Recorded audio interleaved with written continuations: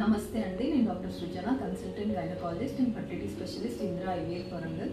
So ఇవాళ మనం IVF procedure cost ఎంత అవుతుంది అనే టాపిక్ పై డిస్కస్ చేద్దాం. సో ఒక కపుల్ మన ఐవీఎఫ్ క్లినిక్ వచ్చినప్పుడు ఫస్ట్ వాళ్ళ మనసులో అనుకునేది కాస్ట్ ఫ్యాక్టర్ ఎంత అవుతుందో అని. సో మనకి కాస్ట్ చూసుకుంటే మనకి ఇండియాలో ఒక్కొక్క క్లినిక్లో ఒక్కొక్క సెంటర్లో ఒక్కొక్కలాగా ఎక్స్ప్లెయిన్ చేస్తుంటారు కాస్ట్. మరి ఎందుకు ఇంత వేరియేషన్ కాస్ట్లో ఇవాళ మనం డిస్కస్ చేద్దాం. సో మనకు ఐవీఎఫ్ కాస్ట్ని ఒక్కొక్క ప్రొసీజర్ కాస్ట్ లాగా డివైడ్ చేయొచ్చు. సో మనకి ఐవీఎఫ్లో ఫస్ట్గా మేజర్గా అయ్యే కాస్ట్ ఇంజెక్షన్ కాస్ట్.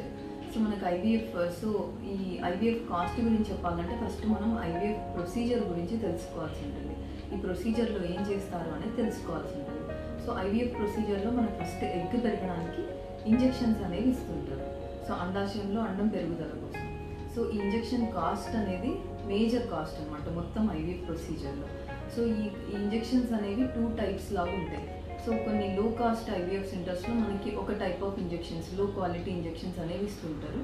అండ్ మనకి అడ్వాన్స్డ్ క్లినిక్స్లో అడ్వాన్స్డ్ ఇంజెక్షన్స్, రికాంబినెంట్ ఇంజెక్షన్స్ అనేవి ఇస్తుంటారు. సో రెండిట్లో ట్రీట్మెంట్ అయితే సేమ్, బట్ ఇంజెక్షన్ కాస్ట్ వచ్చేసి మనకి గ్రాస్గా డిఫరెన్స్ అనేది చూస్తుంటాం. మనకి లో cost injection cost around 30,000 to 40,000 ఉంటే, మనకి రికాంబినెంట్ ఇంజెక్షన్స్ మనకి మంచి క్వాలిటీ ఇంజెక్షన్స్ యూస్ చేస్తే అరౌండ్ 60,000 to 80,000 అనేది కాస్ట్ ఎక్కువ అయ్యే ఛాన్సెస్ ఉంటాయి.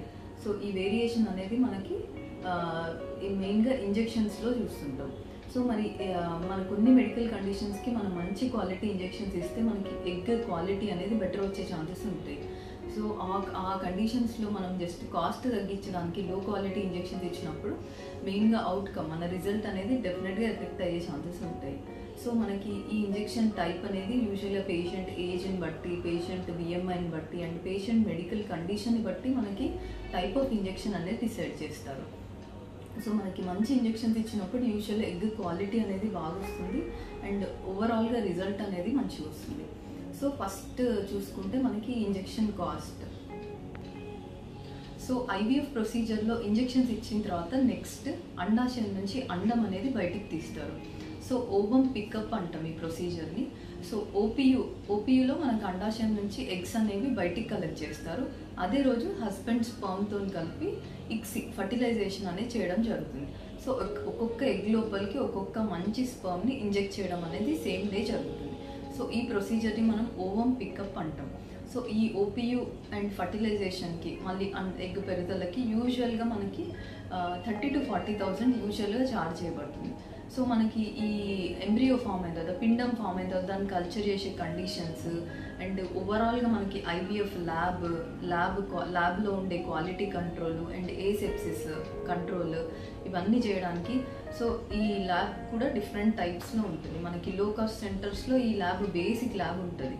బట్ ఎంబ్రియోకి మనం మంచి కల్చర్ కండిషన్స్ అండ్ మంచి ఏసెప్టిక్ ఎన్విరాన్మెంట్, మంచి క్వాలిటీ కంట్రోల్ చేయడానికి అడ్వాన్స్డ్ ల్యాబ్లో advanced equipment and advanced IVF labs అనేవి ఏర్పాటు చేయాల్సి ఉంటుంది. సో ఈ రెండిట్లో మనకి డ్రాస్టిక్గా కాస్ట్ డిఫరెన్స్ అనేది చూస్తుంటాం. సో నెక్స్ట్ ఇప్పుడు ఓవం పికప్ అయిపోయింది అండ్ పిండం ఫామ్ అయింది. సో నెక్స్ట్ మనం పిండంని పెంచాలి. సో మనం కొన్ని సెంటర్స్లో, మనకి లో కాస్ట్ సెంటర్స్లో అగైన్ మళ్ళీ పిండంని 3 రోజుల వరకే పెంచుతుంటారు. బట్ అడ్వాన్స్డ్ క్లినిక్స్లో మనకి పిండంని Day 5 అంటే బ్లాస్టోసిస్ట్ లాస్ట్ స్టేజ్ వరకు పెంచుతుంటారు. సో ఇలా లాస్ట్ స్టేజ్ బ్లాస్టోసిస్ట్ వరకు పెంచిన ఎంబ్రియోకి యూజువల్గా మనకి గర్భసంచిలో అతుక్కునే రేట్, ఇంప్లాంటేషన్ రేట్ కానీ ప్రెగ్నెన్సీ రేట్స్ కానీ బాగుంటాయి అండ్ సక్సెస్ రేట్స్ కూడా మనకి బ్లాస్టోసిస్ట్ ఎంబ్రియోకి బెటర్ ఉంటాయి. సో మనకి Day 3 వరకే పెంచిన ఎంబ్రియోకి తక్కువ కాస్ట్ అవుతుంది. బట్ ఎంబ్రియోని ఎక్స్టెండెడ్ కల్చర్ మనకి బ్లాస్టోసిస్ట్ వరకు పెంచినప్పుడు కాస్ట్ ఫ్యాక్టర్ అనేది డెఫినెట్గా పెరుగుతుంది. సో నెక్స్ట్ ఇప్పుడు ఎంబ్రియో పెరిగింది, నెక్స్ట్ మనకి పెండింగ్ ఎంబ్రియో ట్రాన్స్ఫర్ అంటే తిరిగి ఈ పిండాన్ని మనం గర్భసంచి లోపలికి ట్రాన్స్ఫర్ చేసే ప్రొసీజర్. సో దీన్నే మనం ఎంబ్రియో ట్రాన్స్ఫర్ అంటాం. సో ఇది చాలా సింపుల్ ప్రొసీజర్. సో దీంట్లో మనకి ఫుల్లీ ఫార్మ్డ్ ఎంబ్రియోని మనం తిరిగి గర్భసంచి లోపలికి ట్రాన్స్ఫర్ చేస్తాం. ఇది కూడా మనకి 2 రకాలుగా చేస్తుంటారు. ఒకటి ఫ్రెష్ ట్రాన్స్ఫర్ అంటే మనకి పిండం మీకు ఇంజెక్షన్స్ ఇచ్చి పిండం ఫామ్ చేసిన సైకిల్లోనే ట్రాన్స్ఫర్ చేస్తుంటారు. ఇంకొన్ని కేసెస్లో, కొన్ని ఇండికేటెడ్ కేసెస్లో అండ్ కొన్ని సెంటర్స్లో రొటీన్గా మనకి ఫ్రోజన్ ఎంబ్రియో ట్రాన్స్ఫర్ అనేది చేస్తుంటారు. అంటే మనకి ఎంబ్రియోని ఇంజెక్షన్స్ ఇచ్చిన మంత్లో కాకుండా ఆ మంత్ మనకి ఎంబ్రియోని ఫ్రీజ్ చేసి నెక్స్ట్ మంత్ ట్రాన్స్ఫర్ చేయడం, దీన్నే ఫ్రోజన్ ఎంబ్రియో ట్రాన్స్ఫర్ అంటాం. సో కొన్ని కేసెస్లో ఓన్లీ ఫ్రోజన్ ఎంబ్రియో ట్రాన్స్ఫర్ చేయాల్సి ఉంటుంది. సో ఫ్రెష్ ట్రాన్స్ఫర్కి మనకి ఫ్రోజన్ ఎంబ్రియో ట్రాన్స్ఫర్ కూడా కాస్ట్ ఫ్యాక్టర్ అనేది వేరీ అవుతుంది. అండ్ నెక్స్ట్ ఎంబ్రియో ఫామ్ అయినాయి, బట్ ఎంబ్రియోస్ చాలా ఫామ్ అయినాయి. మనకి ఐవీఎఫ్లో మనకి చాలా ఎగ్స్ తీసి చాలా ఎగ్స్ పైన స్పర్మ్ని ఇంజెక్ట్ చేసి ఇక్సీ అనేది చేస్తుంటాం. సో చాలా పిండం ఫామ్ అయ్యే ఛాన్సెస్ ఉంటాయి. సో వీటన్నిటికీ మనం ఫ్యూచర్ యూస్ కోసం క్రయో ప్రిజర్వేషన్ అంటే ఫ్రీజ్ చేసుకోవచ్చు.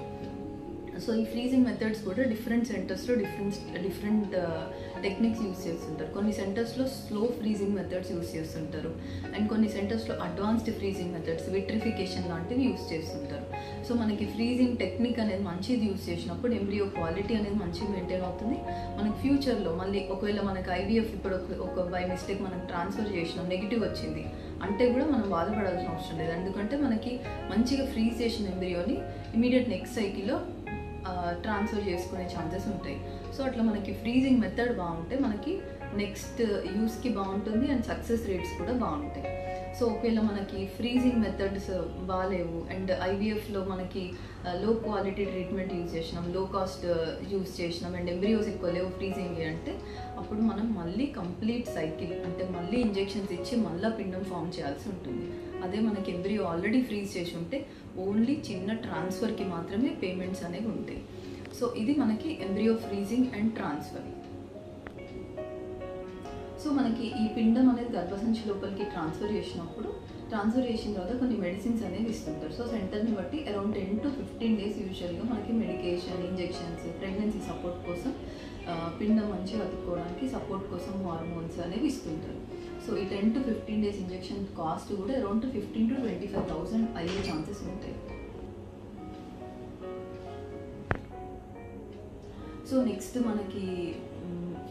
నెక్స్ట్ మనకి ఐవీఎఫ్లో కొన్ని ఎక్స్ట్రా ప్రొసీజర్స్ అనేవి చేస్తుంటాం అండ్ కొన్ని అడ్వాన్స్డ్ క్లినిక్స్లో కొన్ని advanced procedures and advanced techniques కూడా యూజ్ చేస్తారు.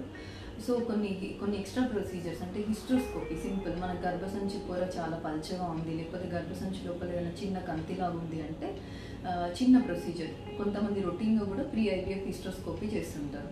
సో మనం పిండం వేసే ప్లేస్ని ఒకసారి చూసి వస్తున్నట్టు. సో ఈ హిస్ట్రోస్కోపీ కూడా ఎక్స్ట్రా ఛార్జ్ అనేది చేస్తారు. అట్లనే గర్భసంచి లోపల ఏమైనా గడ్డల్లాగా ఉన్న, ట్యూబ్లలో ఇన్ఫెక్షన్ ఉన్న, ఎండోమెట్రియోమా, చాక్లెట్ సిస్ట్ లాంటివి ఉన్న వీటన్నిటికీ మన ల్యాబ్ అవసరం అవ్వాల్సి ఉంటే ల్యాప్రోస్కోపీకి కూడా ఎక్స్ట్రా ఛార్జెస్ అనేవి అవుతాయి. And at the same time కొన్ని సెంటర్స్లో advance techniques laser assisted hatching అని చేస్తుంటారు. సో మనకి పిండం ఈజీగా బయటకు వచ్చి అతుక్కోవడానికి పిండం బయట ఉన్న పొరని లేజర్ సహాయంతో పల్చగా చేసి పిండం ఈజీగా అతుక్కునే ఇంప్లాంటేషన్ కావడానికి యూస్ఫుల్ అవుతుంది ఇది. సో కొన్ని సెంటర్స్లో ఈ లేజర్ అసిస్టెడ్ హ్యాచింగ్ అనేది కూడా చేస్తారు. అండ్ పిండం మంచిగా అతుక్కోవడానికి పిండంకి ఎంబ్రియో గ్లూ అనేది అటాచ్ చేసి కూడా ట్రాన్స్ఫర్ చేస్తుంటారు. అట్ ద సేమ్ టైం మనకి పిండం ఎక్కువ పెద్ద ఏజ్ వాళ్ళకి చేస్తున్నాం, అట్లనే repeated abortions, repeated IVF failures, severe male factor abnormalities ఇట్లాంటివి ఉన్నప్పుడు మనకి పిండంలో జెనెటిక్ అబ్నార్మాలిటీస్ ఉండే ఛాన్సెస్ ఉంటాయి.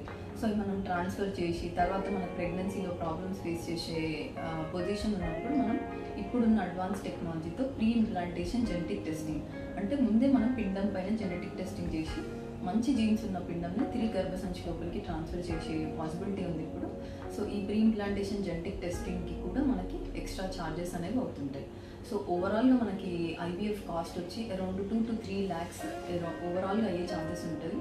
సో ఇది పేషెంట్ని కండిషన్ని బట్టి అండ్ పేషెంట్కి ఇచ్చే ప్రొసీజర్స్ని బట్టి అండ్ టైప్స్ ఇంకేమైనా ఎక్స్ట్రా ఛార్జెస్ని బట్టి and number of embryos for freezing, extra procedures and genetic testing వీటన్నిటిని బట్టి కాస్ట్ అనేది వేరీ అవుతూ ఉంటుంది.